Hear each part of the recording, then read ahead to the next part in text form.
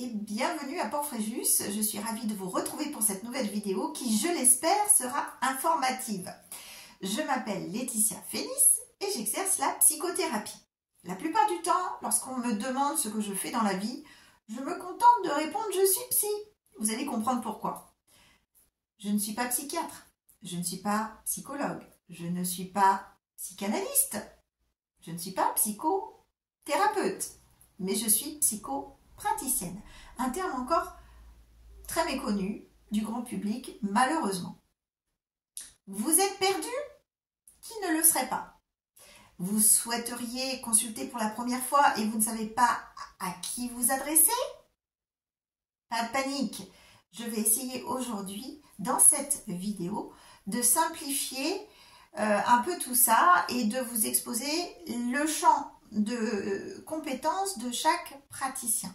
Car s'il est vrai que depuis la pandémie, l'on parle de plus en plus de la santé mentale, et c'est une très très bonne chose, son accès, son fonctionnement n'en demeure pas pour le moins des plus opaques. Commençons par le psychiatre. Le psychiatre est avant tout un médecin qui a opté pour une spécialité en psychiatrie et donc en santé mentale. Et en qualité de professionnel de la médecine, son rôle est avant tout de poser un diagnostic lors de la consultation avec le patient. Et il va être le seul praticien de tous les praticiens que je vais citer aujourd'hui qui va être habilité à prescrire des médicaments si besoin, tels que des antidépresseurs, des anxiolytiques, des psychotropes. Il va être le seul également habilité à délivrer un arrêt de travail. Il peut, à l'issue de la première consultation, préconiser, en complément du suivi médical, d'entamer un travail psychothérapeutique. Alors, à ce moment-là, il y a deux possibilités. Soit ce psychiatre exerce lui-même la psychothérapie à son cabinet et à ce moment-là, il peut se charger du suivi et médical et psychothérapeutique. S'il n'exerce pas, par contre, de psychothérapie à son cabinet, il peut alors suggérer au patient de consulter un psychologue, un psychopraticien ou un psychanalyste.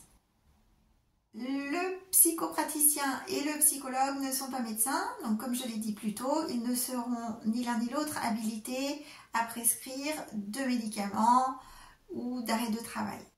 Leur mission sera davantage focalisée sur le fonctionnement du psychisme et du comportement humain. Il existe tout de même quelques divergences. En effet, le psychopraticien aura une approche plutôt analytique de l'individu dans son caractère unique, alors que le psychologue aura une approche beaucoup plus scientifique. Le psychopraticien aura suivi un enseignement académique du privé, alors que le psychologue aura suivi un cursus universitaire et sera titulaire d'un master 2. Pour ma part, j'ai suivi l'enseignement de la psychopathologie et de la psychothérapie au sein d'une école au courant freudien plutôt, mais qui restait tout à fait ouverte à d'autres courants tels que jungien ou lacanien entre autres. Un mémoire de fin d'études ainsi qu'une attestation d'un minimum de 50 heures de psychothérapie personnelle, donc j'ai dû entamer ma propre thérapie, était également exigée pour être considéré comme apte à exercer.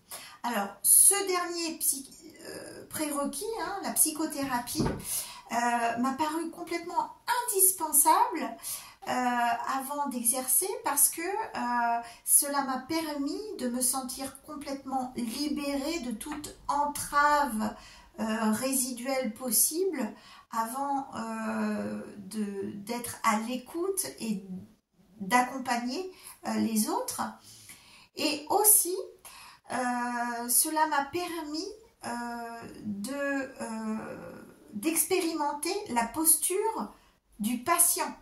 En étant moi-même patiente, je sais aujourd'hui ce que cela représente en termes d'investissement, en temps, en énergie et en courage.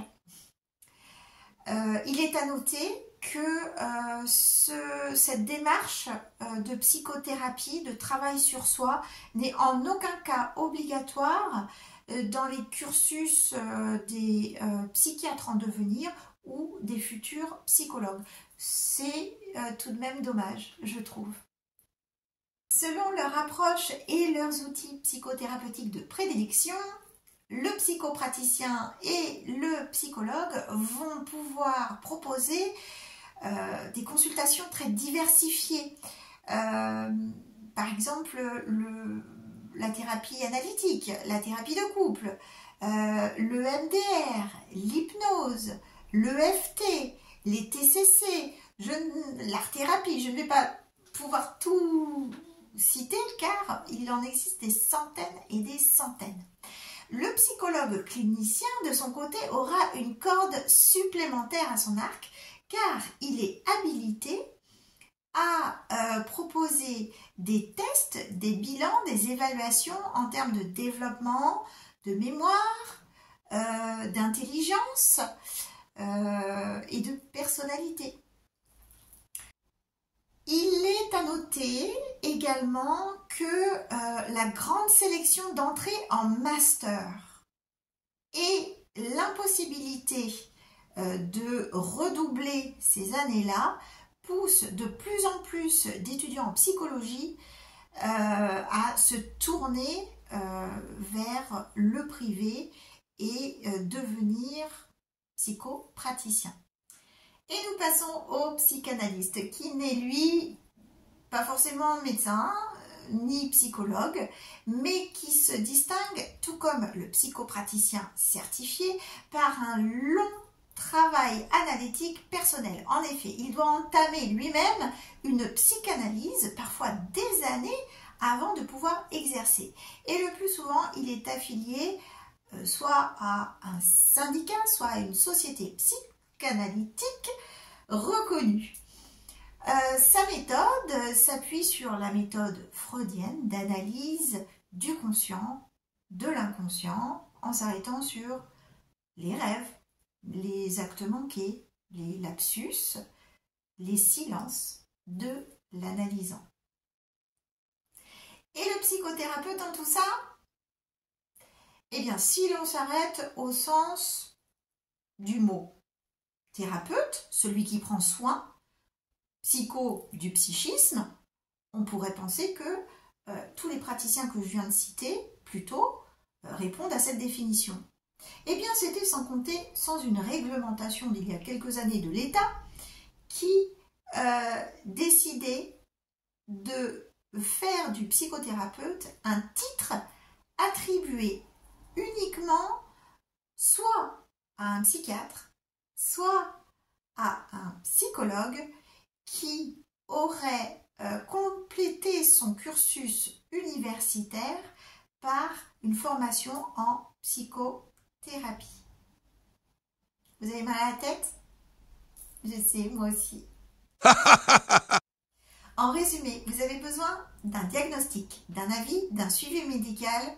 Orientez-vous vers un psychiatre. Vous avez plutôt besoin d'un bilan, d'un test, d'une évaluation. À ce moment-là, dirigez-vous vers un psychologue clinicien. Si vous avez besoin d'une psychothérapie, n'hésitez pas à faire appel à un psychopraticien, un psychologue.